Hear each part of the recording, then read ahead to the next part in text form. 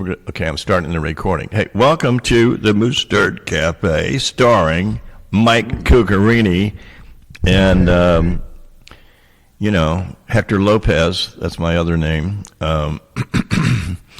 And welcome this morning. I just... Thank you, everybody. Welcome.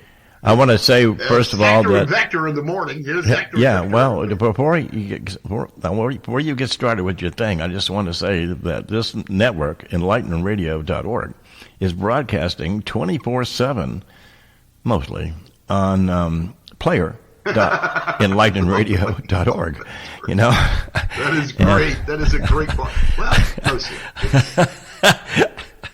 mostly 24/7. It's just when something fucked up, we have to fix it. Yeah, I mean, if it's... There's no engineer here. There's no production people. There's no camera people. There's nothing. There's John. And that backdrop behind him is bullshit. He lives in West Virginia. You think West Virginia looks like that? No. Wake up. This program is a work of fiction. Yes, it is. And I'd like to say, John, thank you. The other star of this shindig here is Mr. John Case, who puts all things together at EnlightenRadio.org. We appreciate you tuning in and listening to. If you have found us on the internet, you are absolutely at the last stop on the internet. Yeah. This is the last stop. So when you go back, you eat a turd sandwich and you go back, it's just going to be so much wonderful. It's going to be great. It's delightful after that. After our program... We're going to talk some about sports today. I'm going to try to keep it to sports. By the way, but before you start, Carol is going... John's got something. Carol's going to see the Nationals tomorrow. You know, our cousin is coming through again. That's fantastic, man. And so he's invited Carol and her sister, who's coming down to see us, to go see... the Nationals. It really is. So tell me about the Nationals. Well, right now the Nationals are playing a lot better. They're not at 500 yet, but I will tell you, they took the series from the Atlanta Braves. Uh-huh. So, I mean, look, Daryl Rhodes, you are the coolest dude. I love you, brother, but I am really, really sorry about Harold Acuna Jr. Mr. Acuna Jr. tore his other ACL. He tore one 2 years ago, and he tore one just this. The last time he tore an ACL, the Braves won the pennant and the World Series. They won everything. So I don't know. He kind of had that attitude. It's like, look, I'm out, but my team last time this happened won the World Series, so I got a ring. And I'm like, yeah, you do. Right. And he's a really exciting, fast-paced baseball player. He's what they call quick twitch. And he is a 5-tool player. This guy could play any position in baseball. In fact, I venture to guess that Acuna Jr. could probably be a pitcher if he really wanted to. But above and beyond all of that, I am excited about the youngsters in the Nationals organization. I'm happy for Williams, one of the pitchers, Mackenzie Gore's pitching lights out. He's doing quite well. Parker's doing well. Some of the younger guys, the base that Rizzo is trying to put together, and I'm not even going to get inside that guy's mind, because I'm telling you right now, he's a mathematical genius. He does the numbers, figures everything out, and gets these guys to play for them at kind of a lower side. Now, I'm not saying it. I mean, Jason Worth was worth every penny we spent on him, because he came in here and he taught the culture how to win. When he was playing for the Nationals, he was all about winning on the field. He brought that attitude to the clubhouse, to the dugout, to all the old managers, and even Davey right now. Davey knows Jason Worth. Jason's retired now, and he's into horse racing. He bought a horses. He buying $1 million horses now? Yeah. I mean, but his wife and kids, everybody loves it. His family's very involved in it. And when you have that, that's something pretty special, I think. I just think Jason is a lot cooler than people think. I'm happy he was on the Nationals for a long time. We did steal him from the Phillies after they won the World Series. I remember. So there's that, and then of course the Phillies got us back by stealing Harper.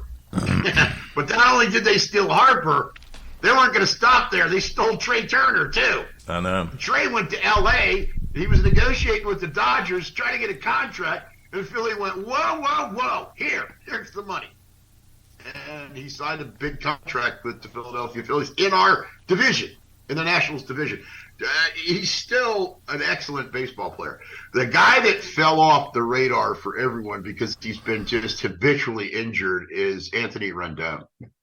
He was he signed a big contract with the Angels, the Los Angeles Angels, and he has not played well. I mean, that was a whole lot of money for somebody to play ball, and he just wasn't there, man. He's still not there, I think, all the way.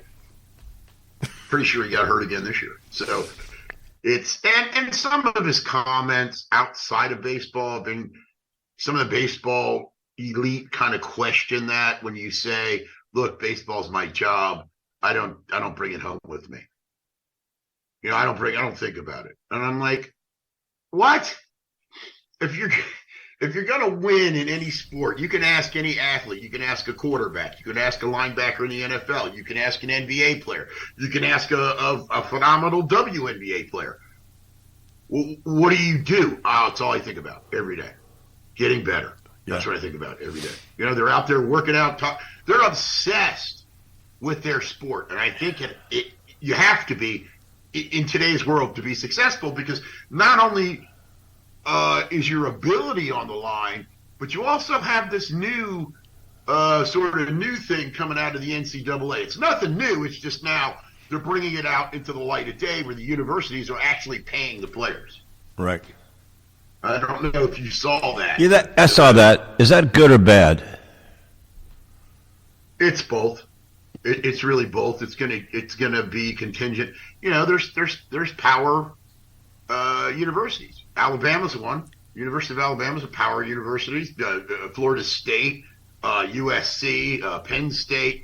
All these organizations, all these top level NCAA programs have been there and been in place for a long time. So it's very difficult for smaller programs, i.e. your Colorados, Boise State, those smaller programs to continue to bear fruit, but they did. Somehow, some way, they continue.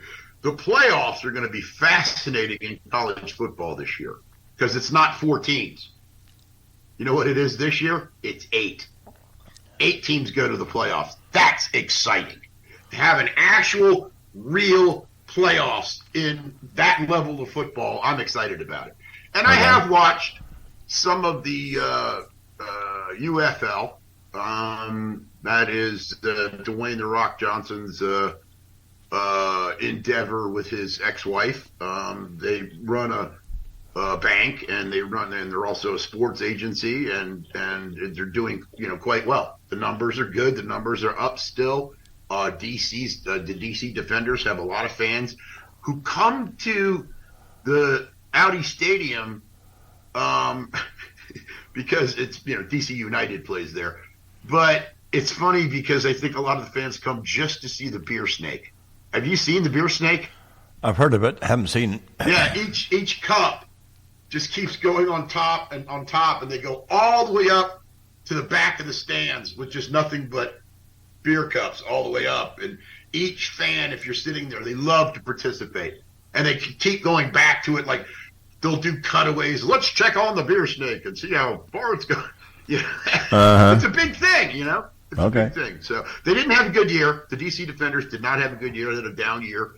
It was tough. They lost a couple of really close games, and they're not in the playoffs. They're done. That's the end of their season. So I'm sure a lot of those guys are looking at, their agents are looking at NFL rosters saying, okay, who can I get in with? Who can I walk on with? Is anybody interested in hiring it? Because about 30% of those guys are going to turn over. I saw a sports phenom yesterday at the Wellness Center gym. I saw a woman who couldn't have weighed more than 110 pounds doing leg presses with 400 pounds.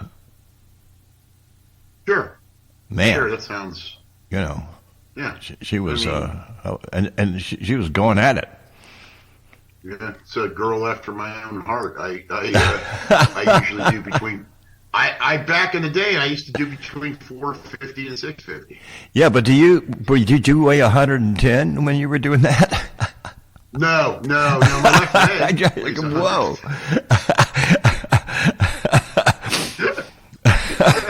Well, good for her, man. It's great. I love seeing that. I was watching that and said, holy shit.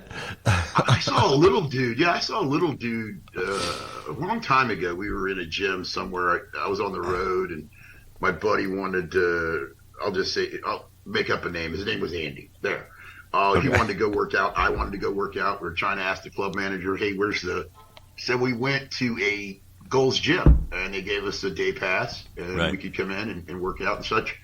There's this little guy. Couldn't have been more than 150 pounds, John. And all of that, every bit of that 150 pounds was muscle. Yeah. My goodness, he was strong. Oh. He was like, all right, and then you have to do this. And I was like, dude. Yeah. Dude, I'm an old guy. I'm an old fat guy. I'm not going to. No, you have to do it. Okay. All right. You know? Right. And my buddy's like, yeah, wimp. Get up there and press that weight. I'm like, I can't. I can't do it. It's too much. Well, I got you. Yeah. So, that's when you know it's like, I'm old. That's when it solidifies itself in your brain. It's first like just a saying, like, I'm old. And now you're like, shit. Hey, did you see what? And I go,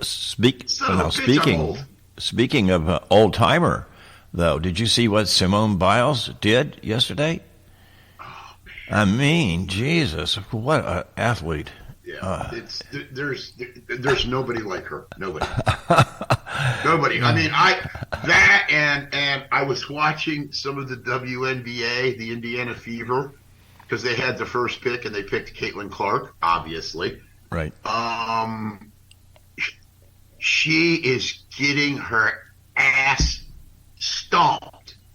When she comes into the boards in the WNBA, this one girl just has a real problem with her. She ran over and body checked her. Bam, knocked her ass down. And she was like, she's laying on the court like, oh, shit, that hurt. Ow. But I got to give Caitlin a lot of credit. She has jumped back up. In every situation, when they pound on her, she does not respond. She does not respond. She knows she can't get angry because she's the draw. She's the draw in the WNBA right now because I'm telling you right now, she's very much the Steph Curry, who is just the most prolific three-point shooter of all time in the NBA. And she's going to be the most prolific scorer in the WNBA, I think. I think if she stays healthy and has even a 10 to 12-year career, because their salaries are going up. You know, and I'm so pleased to see that. They get the charter planes now. The CEO, the person who's in charge of the WNBA, I can't remember her name. Damn it, and I'm sorry, but she is a friggin' genius. She is doing God's work. So, you remember the scene? You remember the scene? I think it was Slapshot. Yeah. The bus ride. Yeah, I remember Slapshot. What? The bus ride with Paul Newman. Oh my God. Oh man, this is fantastic. Yeah. I mean, talk about watch that again. Yeah, talk about a rough sport to travel in. Jesus. Man, yeah, that is when you've got that much testosterone on ice skates, flying at 100 miles an hour at each other, slapping a puck around. You're damn right you're going to get hurt. You're going to get hurt, man. That's just part of the game in hockey. People accept that shit. You learn to accept that up in Michigan and UP when you're playing out on the frozen pond every day and your brother's beating the shit out of you. He's not beating the shit out of you because he wants to. He's beating the shit out of you because he knows. He's played. So that's the way the game is, man. It's a physical, violent game. It is. Yeah. The NFL, we might as well be talking about the NFL. But I will give hockey a lot of credit for being one of the more inclusive. They're trying to be more and more inclusive, and I think that's fantastic because there's a lot of African Americans that are actually in the National Hockey League now. Okay, you mean racially? So gotcha. It's amazing. It's just so good for them. Yeah. Well. So I mean, it's an international league, man. It really is. The NBA is too. I mean, look at Nikolai Djokovic, the most valuable player 3 years in a row. You got Boston. I think that starts tomorrow night. We're here. We broadcast this on Mondays, folks, in case you didn't know. So tomorrow night is the beginning of the finals. The series is going to be between the Dallas Mavericks and the Boston Celtics. The 7-game series, and it's going to be interesting. You know, it really is. I'm pulling for Boston, because I'm more of a East Coast guy. But wow, and because there's a guy that plays for Dallas that I don't particularly care for very much. Some of the things he's an excellent basketball player. He won a championship with LeBron James. We'll see. Kyrie Irving. Anyway, did I say that out loud? He's gone kind of the Aaron Rodgers kind of conspiracy theorist nonsense, Oh. I just couldn't. I was like, wow. You mean there's a secret league of, criminals that are running the universe? No. That kind of thing? No. Oh, John, now you're bringing in the crystal chamber. Stop that. Stop bringing in the crystal. There's like 12 people that have been running America. That's an old joke that I did for my mother-in-law years ago. There's been 12 people running the United States for the last 100 years. Yeah. And it's a joke just for her. I said, well, we all know there's more than 12 Kennedys. I shouldn't have made that a joke because now that asshole. What happened? Hey, he was. His people were in Harpers Ferry yesterday. I think Carol said she saw him downtown trying to get him on the ballot in West Virginia. Sorry to hear that. Well, sorry to hear that. I don't know what kind of a response they were getting, but that guy's nuts. He's crazy. Hey, his entire family.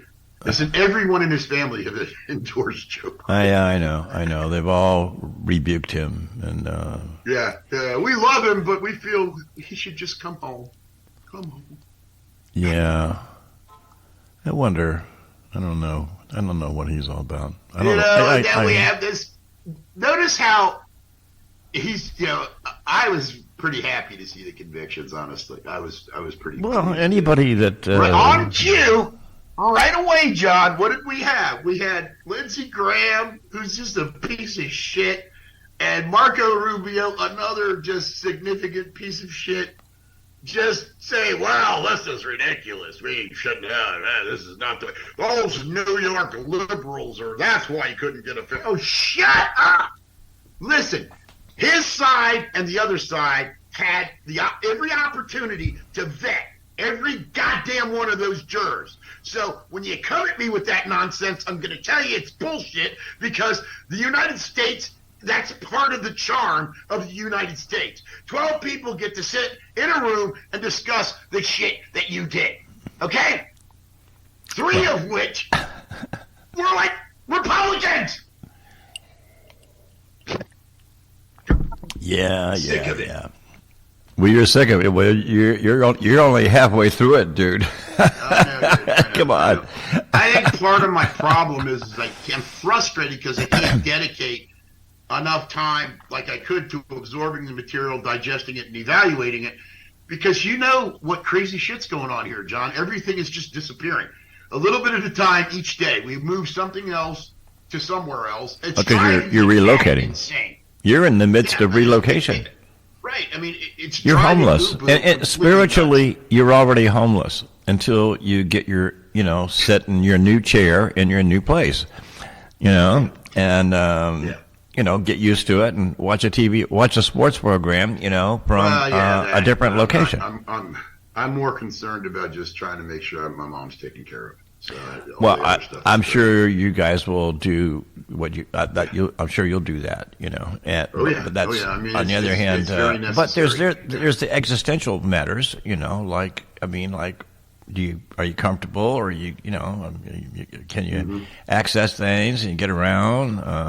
Were you in town 10 minutes and you're already arrested? No. Oh shit. What the? Not by that sheriff. Remember, that sheriff has gone to jail. He's up on federal charges. Well, I don't think that sheriff's going to want to fuck with me. He may have a nothing to lose attitude. You never know. Well, we'll certainly see. I'm in ways I'm looking at, like anybody else. I'm looking forward to it, but I must tell you, there's been a lot of really. I go away from this, quite honestly, thanking everyone that has helped, you included, that has been so helpful to us in West Virginia, from Jimmy Weddle and his ex-wife and his sons. Just been really good to us, and I don't want to skip over that. Whatever relationship we have now is just what it is. But I can't thank JB. I can't thank you enough. As much as I tease JB and kid him, he is at heart a very good person, and he has been very helpful. Yeah, he is to us, and we've done some things with him that have just been a blast, and it's been great. We certainly are going to miss our home. There's been a lot of wonderful Thanksgivings here for uprooted comedians, stand-up comics that can't find themselves back home because they live, say, in Arizona or Northern California or Texas or wherever, and they're here because of their job. They're here because they run all over the United States like crazy to pick up the paycheck and do the shows. And my door was open, and we've had at least, I can count, at least 12 stand-up comics that could not get home for Thanksgiving that came to our table, and God bless them for that. Right. Those kind of memories just stay, man. They stay. There's just something wonderful about sitting down at a table and enjoying some good food and discussing ideas that are fun. You're in a way you're going back to your hometown, aren't you? Yeah, this has been my home Shepherdstown's been my home for over 20 years. Yeah, but weren't you raised in Culpeper? I was raised in Woodbridge. Oh, Woodbridge. Okay, all right.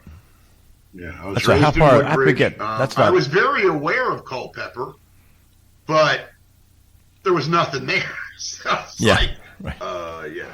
Culpeper, I must have driven by it 100 times. I never stopped. I don't know what. No, in fact, when you drove past it even faster. You're like on the highway going 65. I was on 29 to 11 headed 29 to 11 headed to Charlottesville, and there would always be a sign to Culpeper, and I never stopped. Well, if you took 522, you could take 522 to 211. Well, I didn't take 522. I don't think. I don't remember that. It's been a long time, man. We're talking about 60 years. Okay, so something like that. Wow. Well, hey, my 55. my lovely partner here, Patience, went to a baby shower yesterday. Oh, so somebody had a baby? Nice break. We had a deer. They're going to. We had a baby deer in our. She's related to them, garden. And I'm not going to say their names because I don't think it's fair to not ask them first and then say their name. No, absolutely. Can I mention your name on the Moose Turd Cafe, or excuse me, the Turd Sandwich Cafe? Turd Sandwich used to be. I'll tell you what's full of shit these days. Okay, I just want to tell you, that I'm just sick of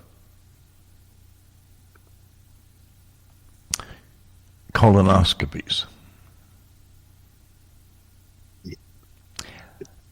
I'm wondering whether or not there's an immense scandal in the country where people tell you that if you don't get them, you need one. You'll die, of Yeah. intestinal colon cancer. No, next year is mine. my next one. So. But, does the data really support that? Because I want to tell you, these guys make a lot of money. Oh, I know. I know. On a subject that most people don't even want to talk about. But in the Turd Sandwich Cafe, I feel that colonoscopy should be the name of one of our sandwiches. This is the colonoscopy special.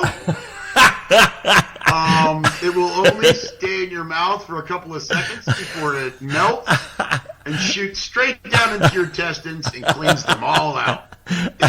See, in the sandwich, there's a little burrow. There's a little tiny group of burrows. We do nanobots, and they go into your intestines and just beat the shit out of everything. Squeeze the shit. You're shitting water for 3 days is what I'm saying, folks. That's what I'm trying to say. So, of course, the first thing I did after my colonoscopy was go get some ice cream. Well, I should have done that was not yesterday. A good idea. A bad idea.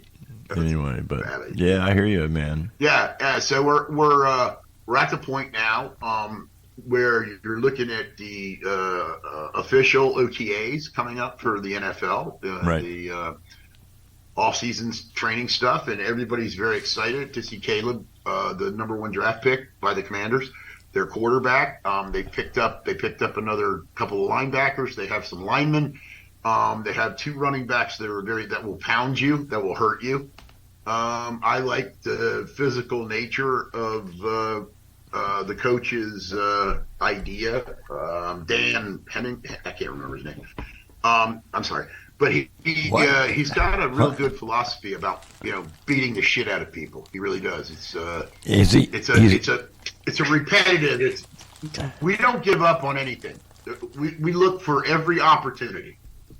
And that's kind of been lost for a while. I'm not saying that their previous coach, I don't want to speak ill of him, Ron Rivera, good guy. I think he had run his course. I think the stress from having cancer while simultaneously knowing that your owner is probably going to either go to jail or move, that kind of stress doesn't bode well for any kind of club. And I think last year was still – a lot of these guys are washing the Snyderitis off of them. I think you need 2 or 3 years for this team to get rid of that damn. Now, is Snyderitis a term that you came up with, or have you heard that on the media too? No, I came up with it. That's I heard it before, yeah, but I came up with it 20 years ago. Whoa. I used to say it all the time. I used to say, my pops and I would say it years ago. Pops, that son of a bitch. God damn that goddamn Snyder. They came in here and ruined our goddamn football team. That son of a bitch. I hate him. All right, Pops. All right. Okay. Well, okay. He just really, my dad thought that, I think he thought, he didn't think highly of Jack Kent Cooke, but he respected Jack Kent Cooke and Jack Kent Cooke's ability to deal with his players. What's that, Kent Cooke? Do you know what Dave I thought it was Kent. Dave Butts used to... Kent. What's that? What would you say his name was? Jack Kent Cooke. Used to own the Washington Redskins. Yeah, but I thought it was just... I didn't the last name sounded different. Like you added a syllable. Jack Kent Cooke was his name. Oh, Cook was his last name? I always heard him as Jack Kent. No, Jack Kent Cooke. My dad, Dave Butts. I mean, it's a pretty good story, and it's a story that everybody pretty much in the area that's been a fan for a long time knows. Is Dave would go in every year. He would go in and sit down in Mr. Cook's office, and they would discuss his contract, and Jack Kent Cooke would write him a check for the entire year. Right. I'm thinking of taking draws to $3 million. What Dave Butts did was took one check for $825,000 right there. Okay. And each year it went up as Dave got better and better. He made the Pro Bowl, and I'm just saying, he was kind of a self-made guy. He built his own house. He saved. Dave Butts was a notorious guy for doing things himself. He Yeah. could fix a car. He could fix your house. He could fix your plumbing. He could fix your air conditioning. He's just one of those guys that knew so much. And boy, was he a good football. Boy, him and Darryl Grant would stuff the middle of that offensive line and just beat the shit out of people. It was beautiful. Really? If you're a fan of football like I am, which is sad and true. I mean, it is incredibly. I was talking about violence before. And the football, by its very nature, is violent. Yes. It is really violent. It is not war. Okay, guys, settle down. When you start talking about things comparable to war, it's not war. There's no bullets being shot at these guys. Shut up. Anyway. Well, on the other hand, you could see how trainers would get into that mode, but. Right. No, I know. It's a very, and we'll see. It's interesting to see that Russell Wilson, the perennial All-Pro out of Seattle, went to Denver, and it just did not work out, even though Denver brought in a new coach who brought Drew Brees and New Orleans Saints to the Super Bowl and won. Yeah, what happened? He's in Denver. Last year was his first year in Denver, and he and Russell Wilson did not see eye to eye. Russell Wilson was then traded to the Pittsburgh Steelers. So we'll see who starts there. The Steelers went ahead and picked up another quarterback in a trade. So they got two guys. They got one guy from Chicago that was the Chicago's perennial future star that didn't pan out. So they got him and Russell Wilson, and I guess they're just gonna battle it out in camp and see who does better, who knows the offense better, who releases the ball quicker, whose timing is better, and leadership is important too when you're in that huddle. You don't want a guy in the huddle where all the linemen are like, you want him to go, I'll go ahead and just plow through a wall for you. I love you, brother. Let's go. Bam. And that's the kind of mindset you have to have, I guess. Of course, I don't want to miss one thing that's coming up. There's one thing coming up. I think I said this earlier, but it wasn't recorded. The NBA Finals. You have the Dallas Mavericks against the Boston Celtics. 7-game series. Going to be interesting. It's the one kid I think he's 24. He is probably one of the best. Not people say he's one of the best European players. I think he's one of the best basketball players we've seen in a very long time. And one thing I would not sleep on for next year, all you NBA fans that call it the league, I wouldn't sleep on Victor Wembanyama.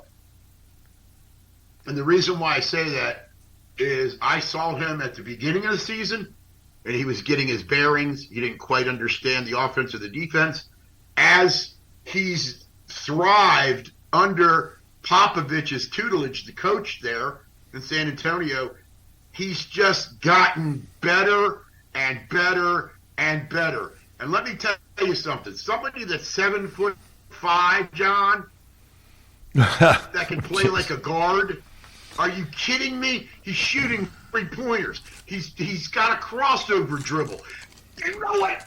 There's over 7 feet should be able to have a crossover dribble. No, they shouldn't be allowed to. No. But he does. He does. It's Did Kareem Abdul-Jabbar, did he have a crossover dribble? No. Now, Kareem was an underrated passer because he would generally, if he got in tight and he was double teamed, he could always whip it back to Magic, or throw it to someone underneath. He was just he saw the court, the entire court, and that's kind of where we're at with this gentleman that is playing for Denver. He's another real big guy. But if you look at him, he's such a jokester. He's another European player, and he's like 7'4", and he's a big guy. But he does not look like your typical athlete. He's got it looks like he's got a dad bod.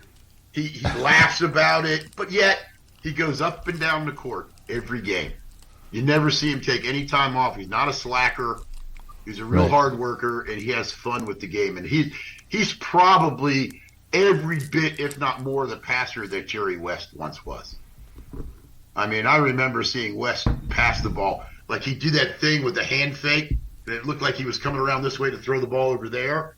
He just, like, the defense would kind of shift that way, and he'd take the ball and whip it right underneath. With his left hand. Nobody even saw it coming. It was like, wow, holy shit, that was fast. And he didn't even see it. It would be like a no-look pass. He knew exactly where his guy was going to be. Interesting. Yeah, pretty amazing. So there's a lot of that good passing going on. But it's going to be an aggressive series. I think it's going to be aggressive. I think these guys are going to beat the snot out of each other. I really do. Jason Tatum is all that and more than a bag of chips for the Boston Celtics. I think he's probably a little bit better than I don't know. That's why you play the game. We'll see. I'm more excited about our youth movement and the trade that Mike Rizzo made for Juan Soto. You can't take anything out of that that's not positive. You've got all these guys in our farm system, the guys that have made the team that are very good young prospects that play very hard. Now, I will say this, John, they are young. They make mistakes that young players make. But they don't do them over and over again. If somebody screws up, look, we had Victor Robles for how many years? Almost. We had him in our farm system. Everyone, we drafted him. We thought Victor was the be-all to end-all. He was supposed to come up before Juan Soto. Let's keep that in mind, people. The Nationals had both Soto and him. Okay? So Victor Robles was graded out as better than Juan Soto in the minors. Then he got this situation. Somebody got hurt. They had to bring up Juan Soto. And Jiminy Crickets, did that ever change everything? I mean, it just changed everything. And Victor Robles just kind of languished, and they DFA'd him. They cut him last week.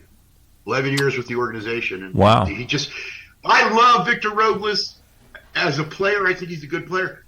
My problem with him is he is a freaking space cadet. You cannot get thrown out at first. Ever. That should never happen. And it happened to him 3 times. 3 times. What do you mean thrown out at first? Over and over and over again.